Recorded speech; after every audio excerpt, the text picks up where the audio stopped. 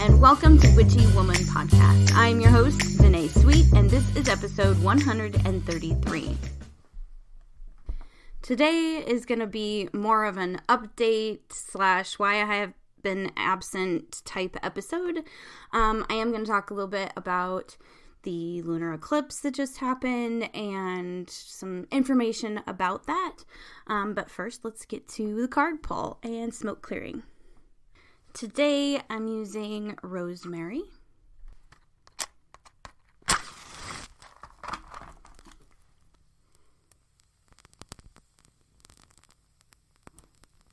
I love how rosemary crackles.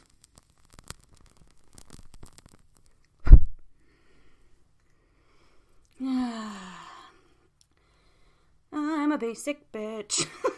Every time I burn rosemary, that's what I feel like my spirit guides are like, really, dude? You have like a billion other herbs in this room and you pick rosemary 90% of the time.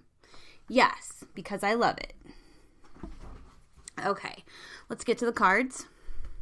Because I'm going to talk about the moon later, I thought I would use the Moonology Oracle deck. Let's see what wisdom the moon has to say to us today.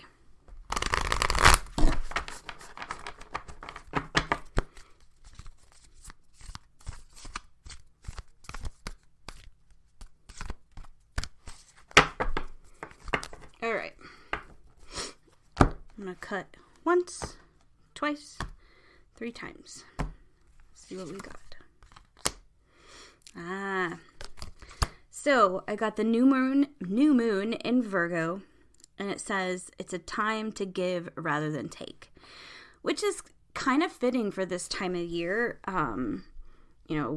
In society, they talk about Thanksgiving and Christmas coming up, which often has themes of, giving and making sure that others are provided for. I know that's the commercial version of it.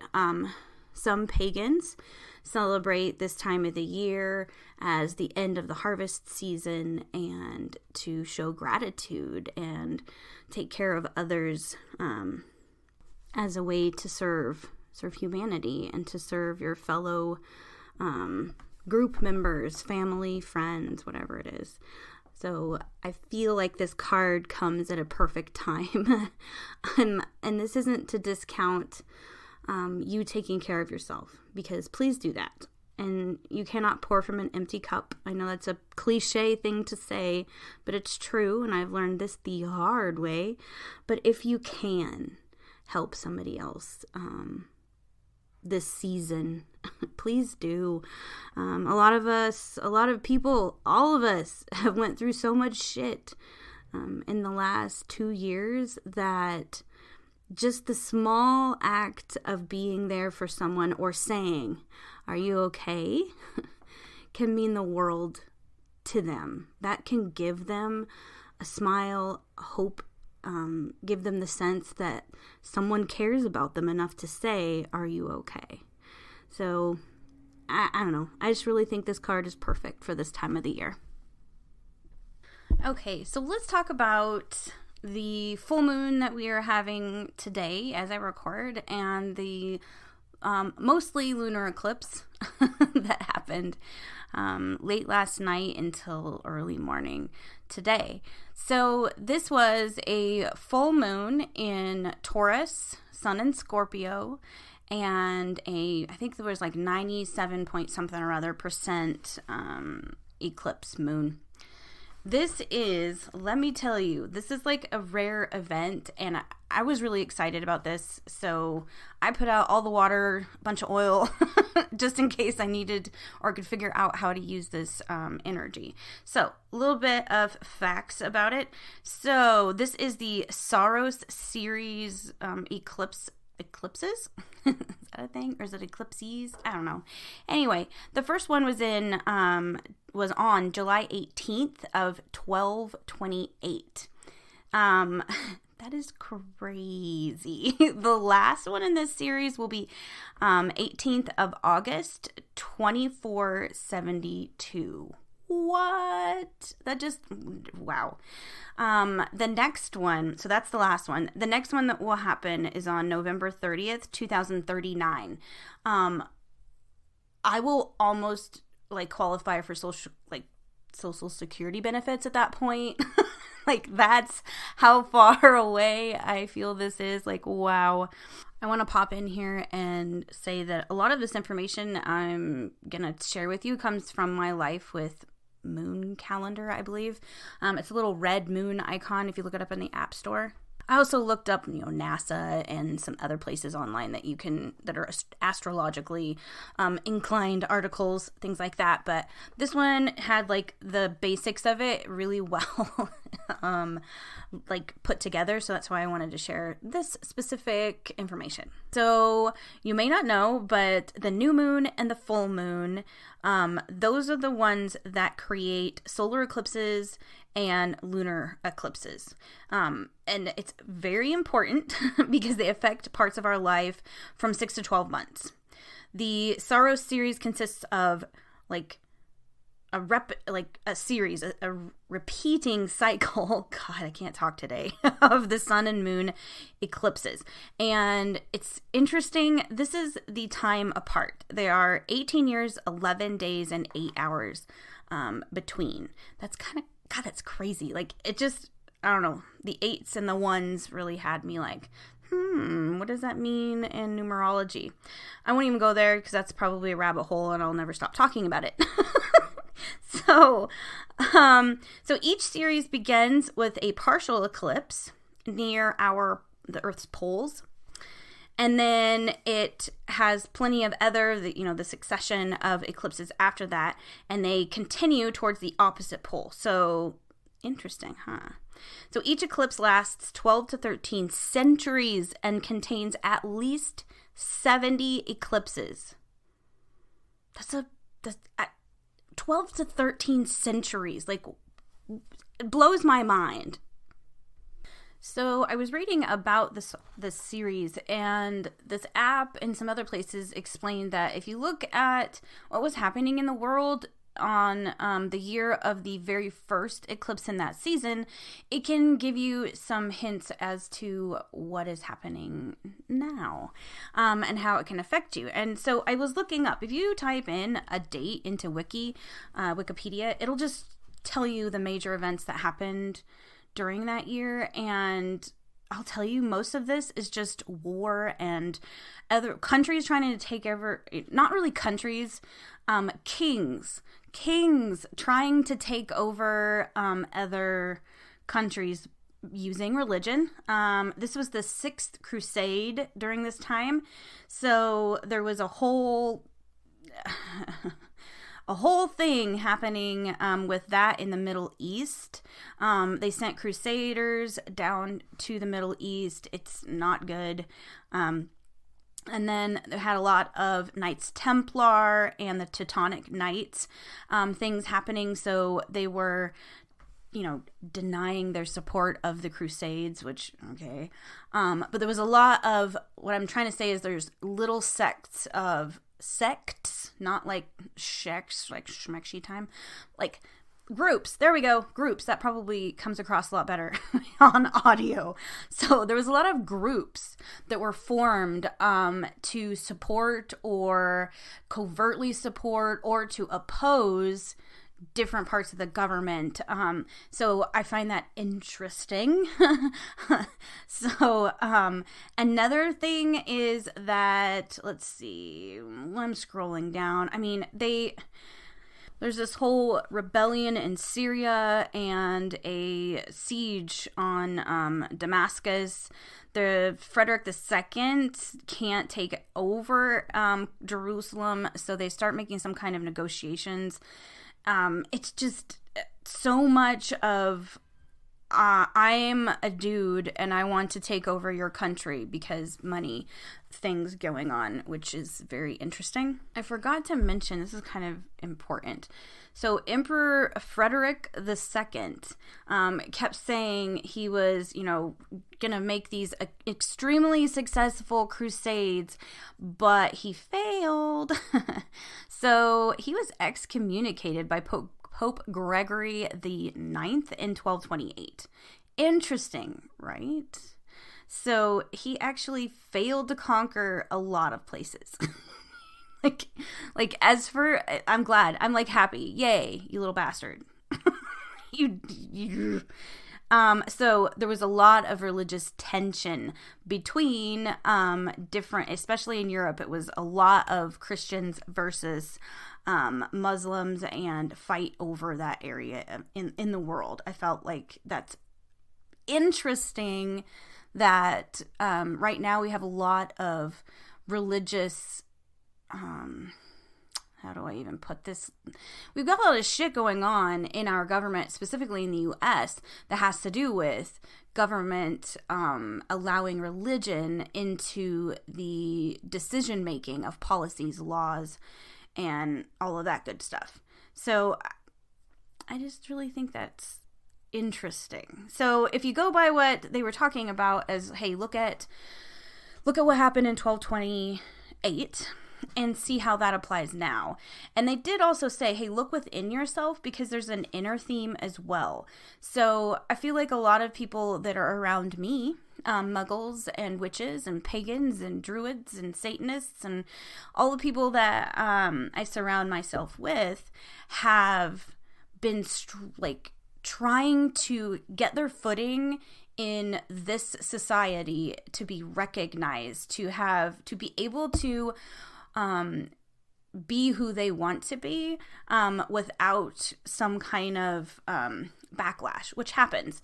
We all have been struggling with that in this country, and worse in other countries. I can't imagine. But personally, I feel like little bits of myself have come out year after year, working with spirituality and going through these different eclipses and change that's happening to us. And I'm just a little bit more authentic every year.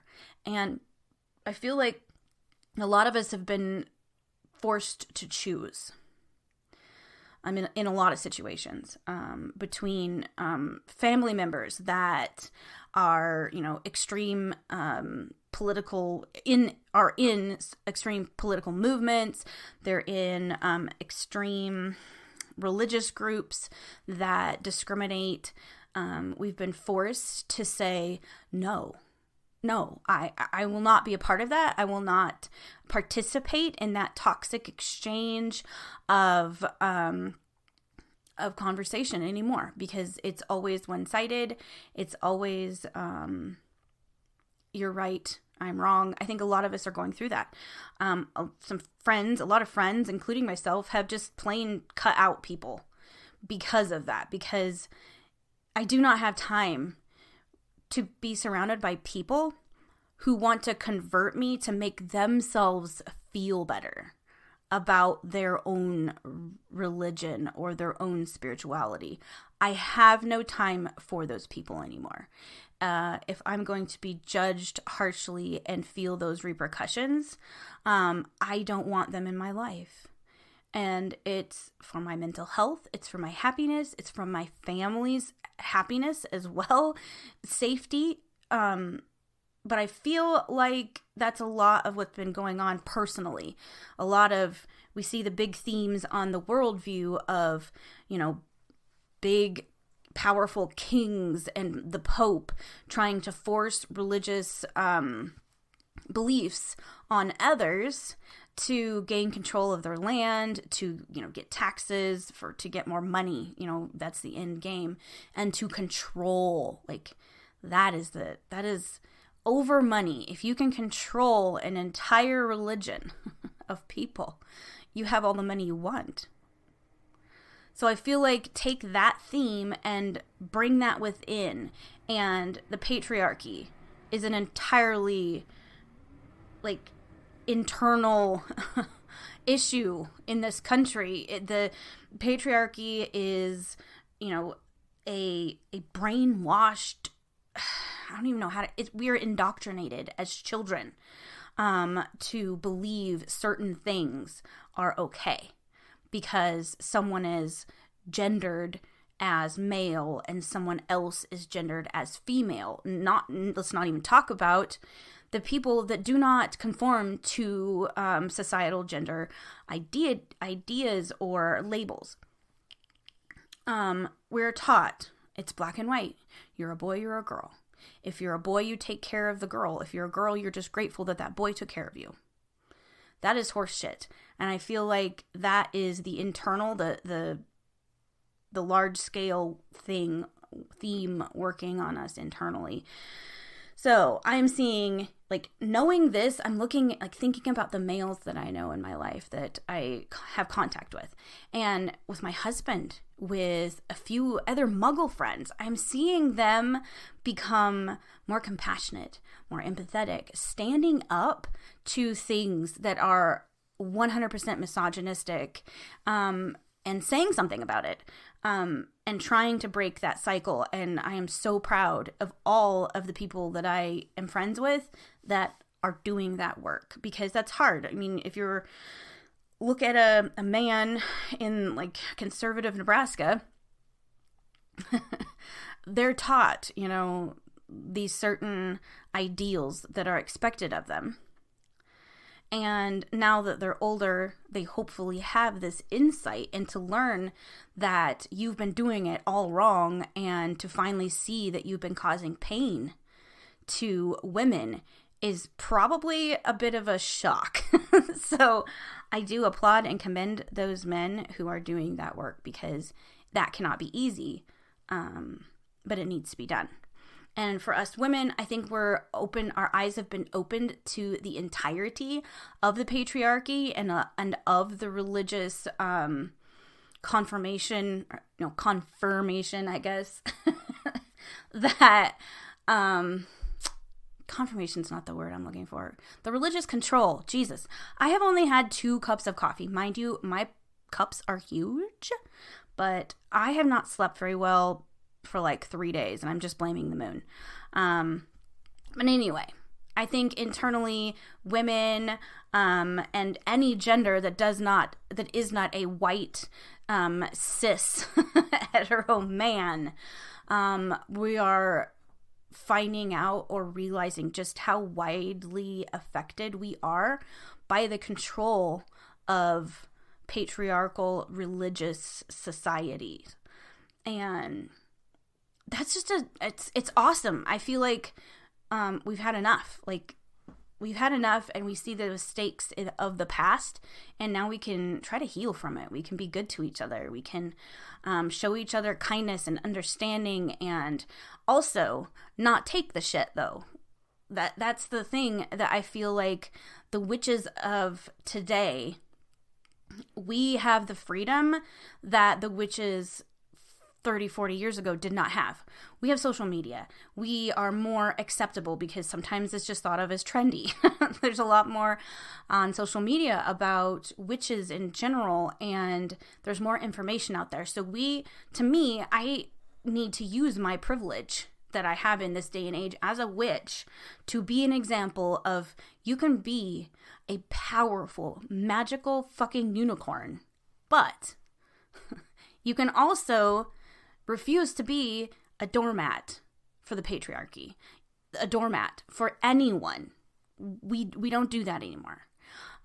So I'm trying my hardest as of right now. Like, I'm fully aware of the responsibility, and I challenge you to be kind, to help people, no matter what their religion is, even if it's, the lady that saw you dressed up in your beautiful goth witchy garb at the dollar store on a Sunday afternoon, and she came straight from church to that dollar store and saw you and scoffed at you, but she's trying to walk out the door and she drops something and you pick it up, because we are kind, we are compassionate, and we can give a first chance, right?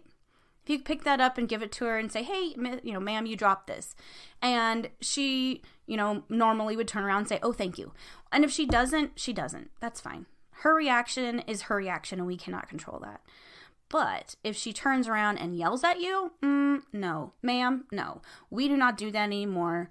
We will now chew your ass out. I will tell you, ma'am, I was doing something nice for you because I do not judge you by your church clothes. I did not judge you when you rolled your eyes at me. I just figured you have your own internal problems today. I saw you drop something and I picked it up because I didn't want you to have to bend that far over. I was showing you respect. And what you gave me was a mouthful of disrespect. So, as Modern Warrior on TikTok would say, have the day you deserve. That is how, from now on, we need to be dealing with these people. We are kind, but we are not weak. And I feel like that is what this lunar eclipse, this particular event in astrological history is pushing, is that we are kind, we love humanity, we love our earth, we are involved in environmental change.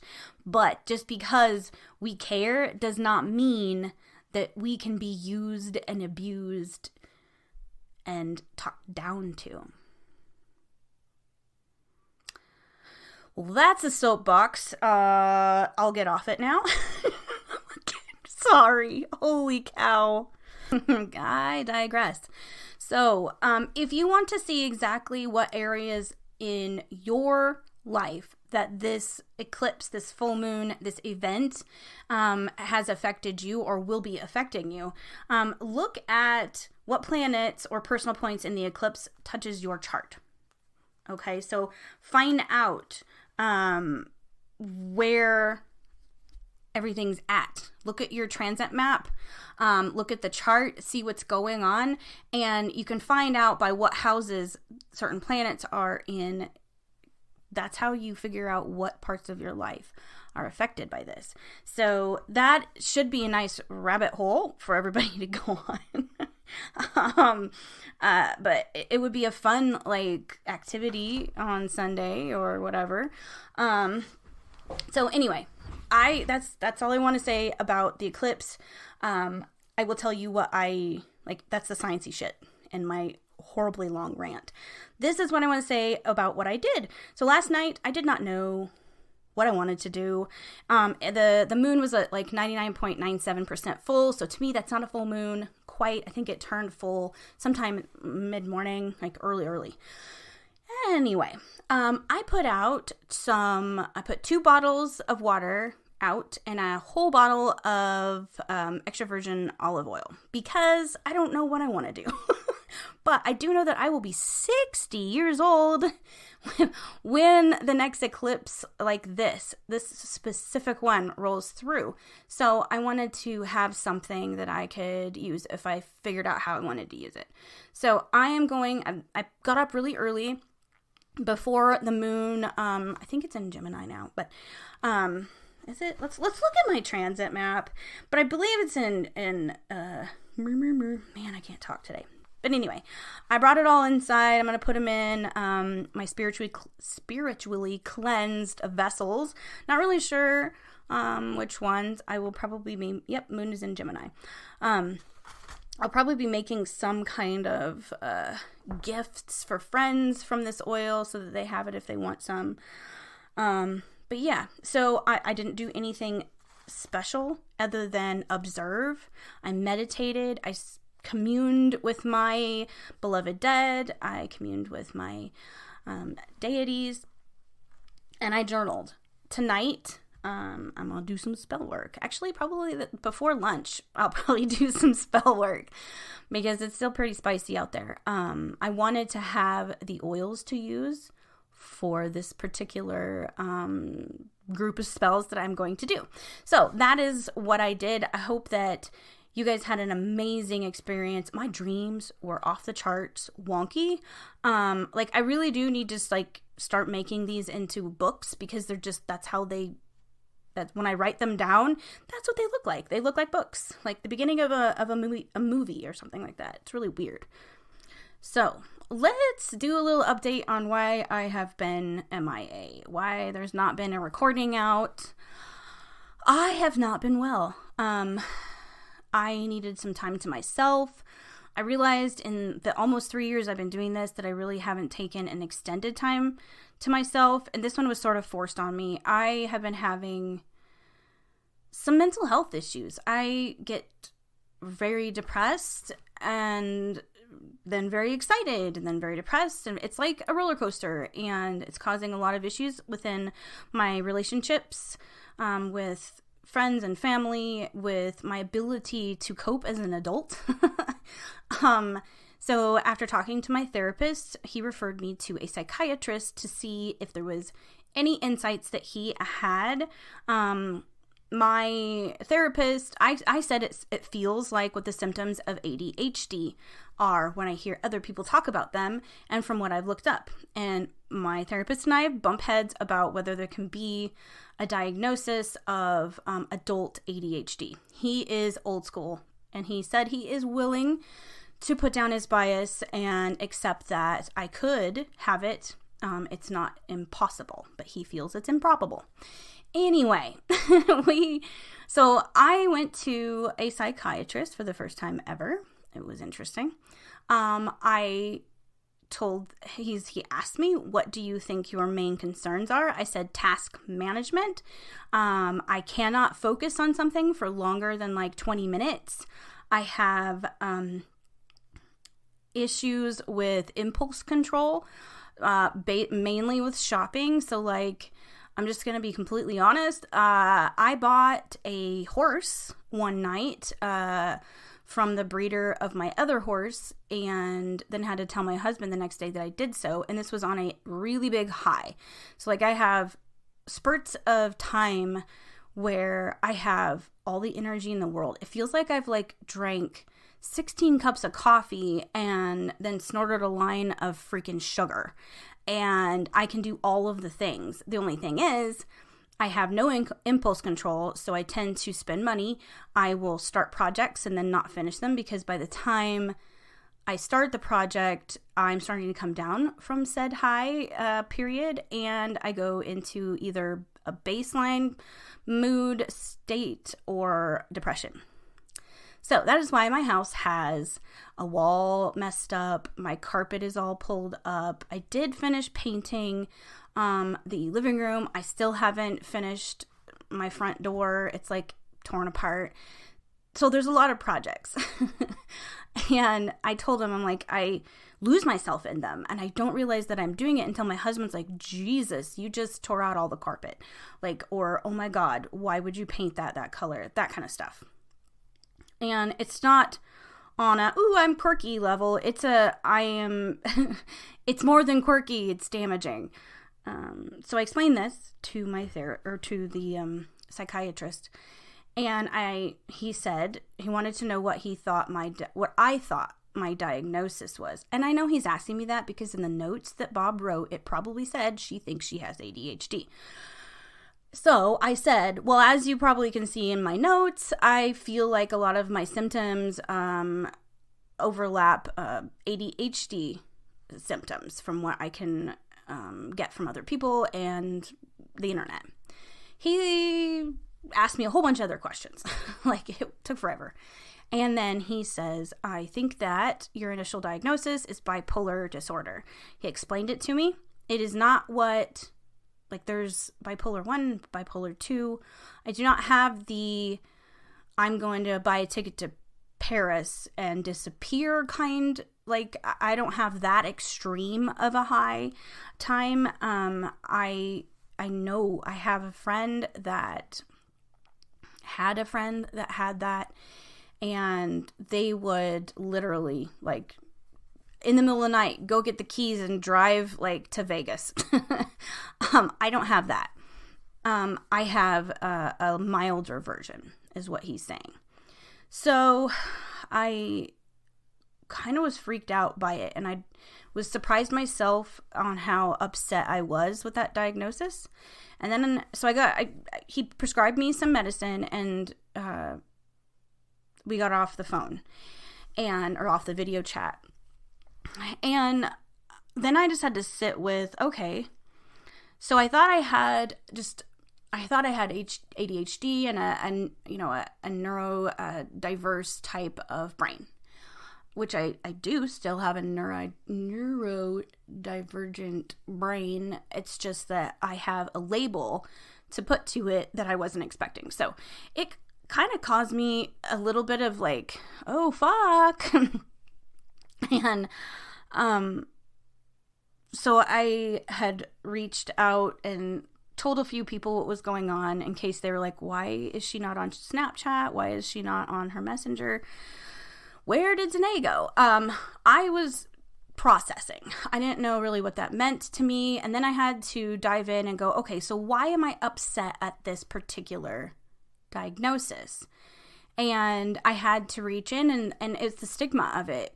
I was afraid that if I told everybody that listens here, and on social media, if I said I have bipolar disorder and overlapping ADHD symptoms, that's what I've been diagnosed with, that you would feel like I am somehow less of a reliable source, that I wasn't someone that you would want to listen to because maybe my rantings are just a manic episode. I started thinking of that. And then I was like, oh my fucking fuck. Is that how I feel about other people with bipolar disorder? And I had to really like check myself. And I don't think that's how I feel about them, but that's how I feel other people perceive that. So that's why I was afraid. So now you know, I am on a medicine and it's different. I don't really see a big difference yet. The only thing that I really miss is the high parts. I miss those like 3 or 4 days where I'm like, got so much energy. I can like clean the whole house and do an art project and rearrange my herbs.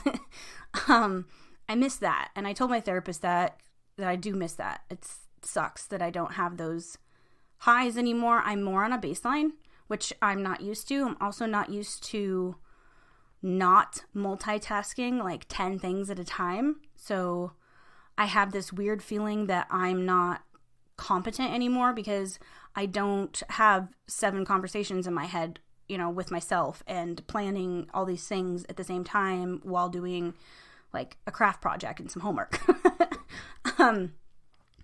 I do realize now that I've been on this a little bit that by doing all those multitasking things, I was just avoiding finishing things.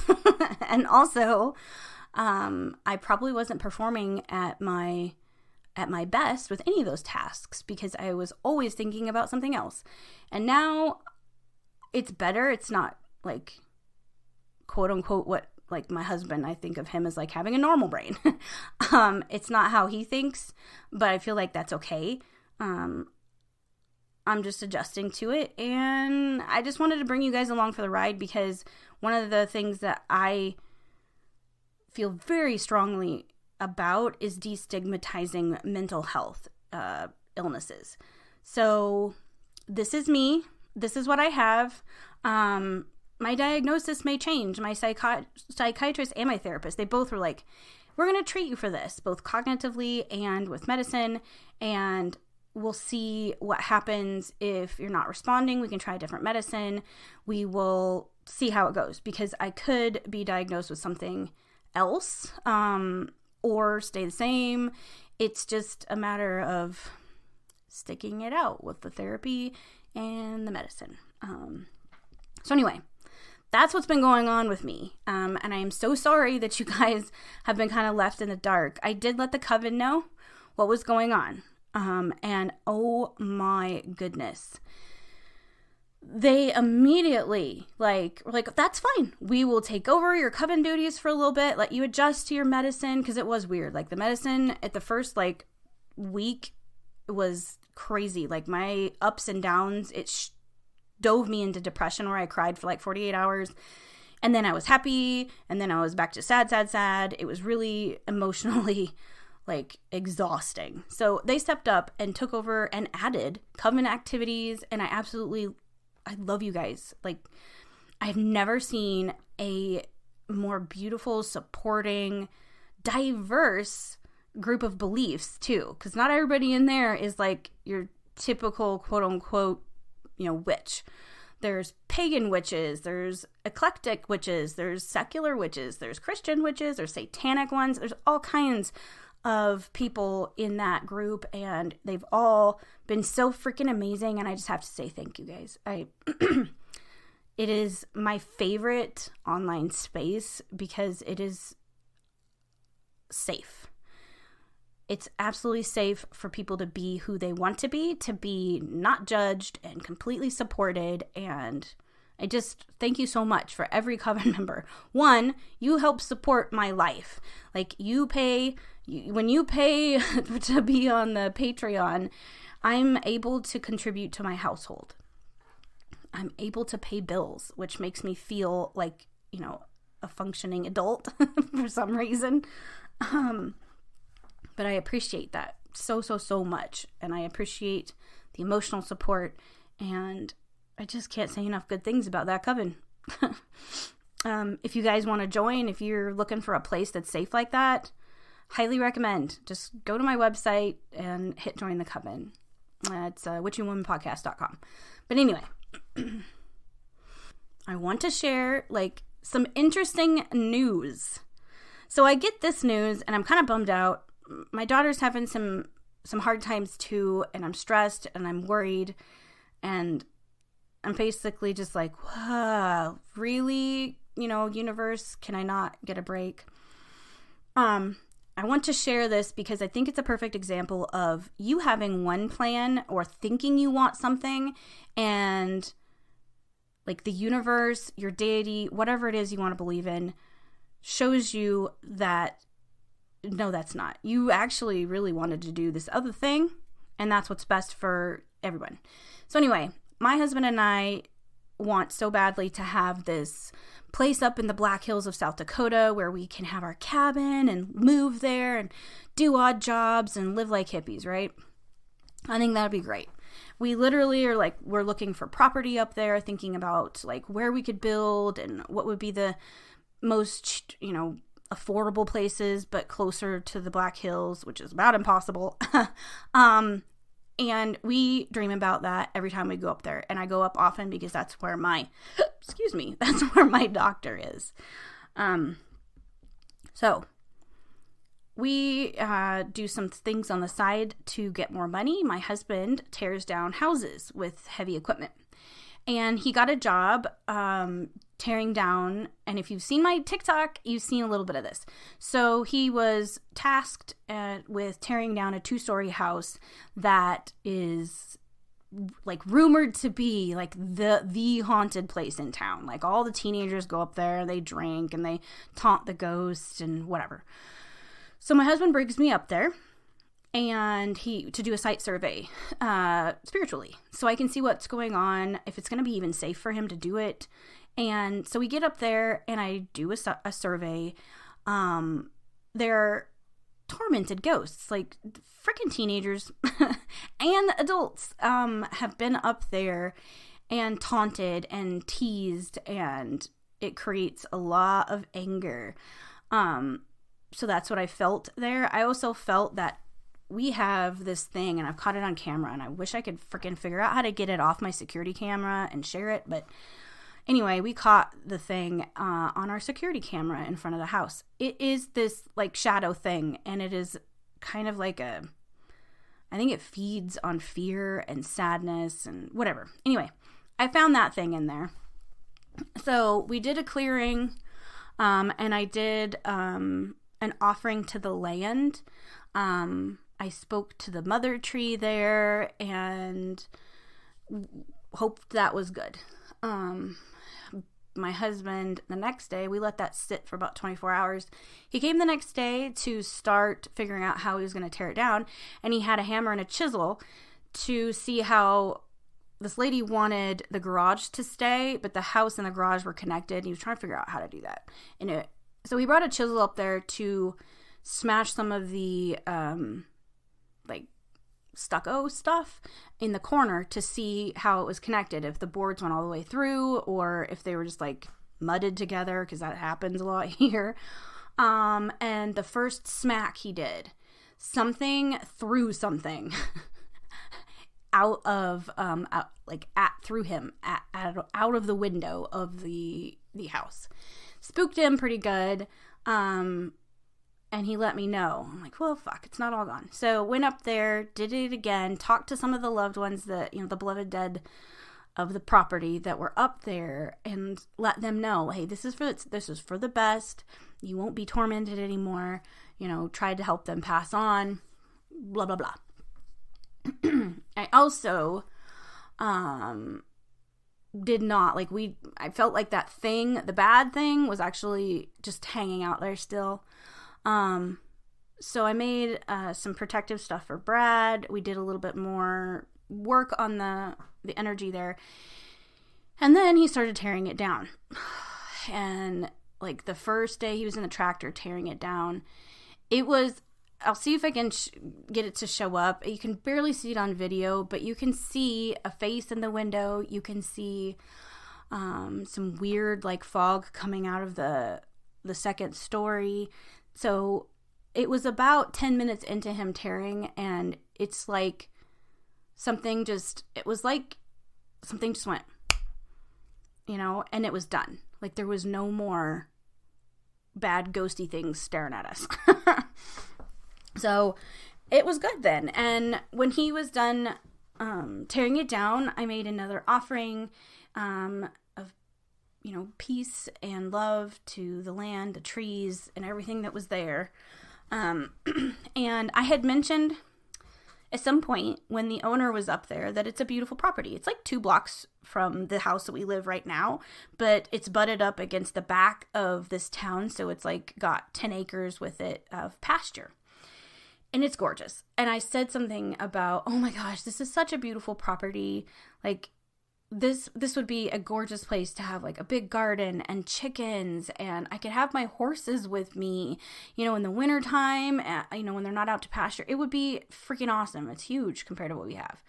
And the next day, Brad comes in from doing cleaning it up with the tractors and loading stuff in the dump truck. He says, guess what? I'm like, what? And this was a particularly bad day for me, emotionally. And he comes in, and I'm like, oh my God, please let this not be bad news, honey. I do not want to hear it if it is. And he's like, no, guess what? We own that property now. And I was like, what? So the woman heard that we wanted the property, or we liked the property. Her husband recently passed away.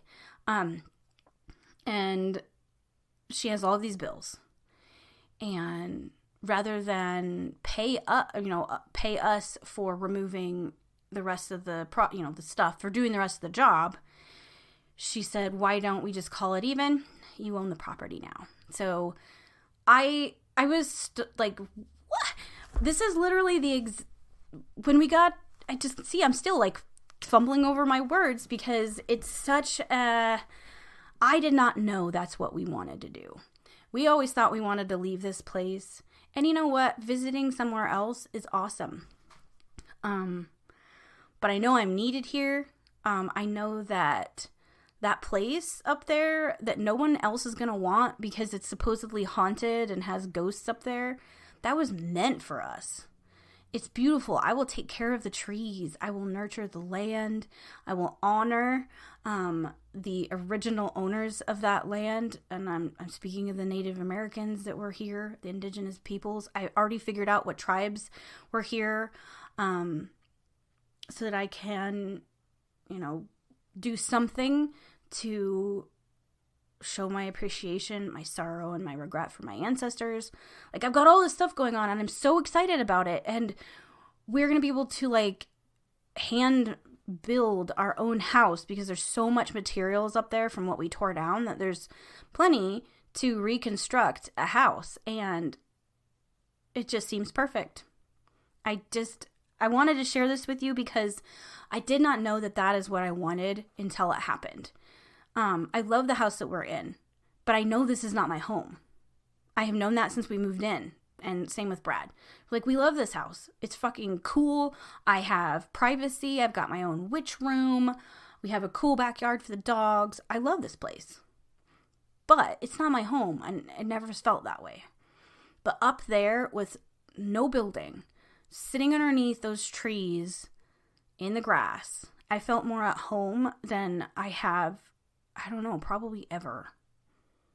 Like, just, I felt the land sigh with me. Like, just releasing tension and negativity. And it's just a really cool, bright thing that happened in the midst of a really not fun experience. So I wanted to share that with you because I talk to my deities about it. I try to manifest a new home. I do all these things to try to put positivity and joy and gratitude out there so that I can get it back, so that I can someday have a piece of land to have my chickens and have my giant garden and all the things that I want to do. I basically can be a feral witch up there, and I am here for it. But I wanted to let you guys know that good things happen. And I think right now, because of the pandemic and social unrest and all our environmental shit show that humanity has gotten itself into, like, there are good things that still happen to us. And I needed that reminder. And it came at the perfect time.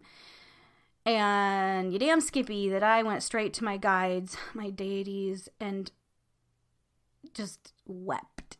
I cried gratitude and joy, and I felt a release of whatever the hell I was hanging on to. And I still haven't put my finger on what emotion it was. And I'm guessing it was fear. Fear of never having a place that I can be comfortable in and feel like it's home. I wanted a place to live that felt like being with my husband was. He is my home. My daughter is my home. That is where I feel secure and comfortable and loved and supported, and I wanted that in a property. And that sounds like a fucking a storybook, but it's not. So thank you to everybody who listens, to everybody who sends out positive thoughts and supports each other in the big group Witchy Woman Friends and in the Coven. Like, you are amazing. You are worthy. You deserve greatness. So that's all I have. I know this wasn't a super witchy episode, but I needed to get all this stuff out so you guys understood what was happening. I am going to record some interviews. I will have all kinds of stuff recorded to be put out in the next month and a half, 2 months. I will be taking official time off. I'm going to take Yule probably through the first week in January, maybe the second week. But I will have content for you. I will have all of the things still ready for you to absorb. So don't worry. But this little mental health thing, this big ass mental health thing that I'm going through reminded me that I need time too. I need time to not answer my messenger at 10 o'clock at night or, do all of these things. I needed some time to not have to do readings all day. I need the time. So I will be taking that. If you're in the Coven, don't worry. I have a plan so that you will still be able to get all of your benefits. And you'll have some choices on what you can do. So I will be posting that later this week. Actually, this is Friday. I should probably post it today. So I hope you all are having a beautiful day. I hope you enjoy the rest of this full moon. Yeah. So that's it. That's all I got. So until next time, stay witchy. Bye-bye.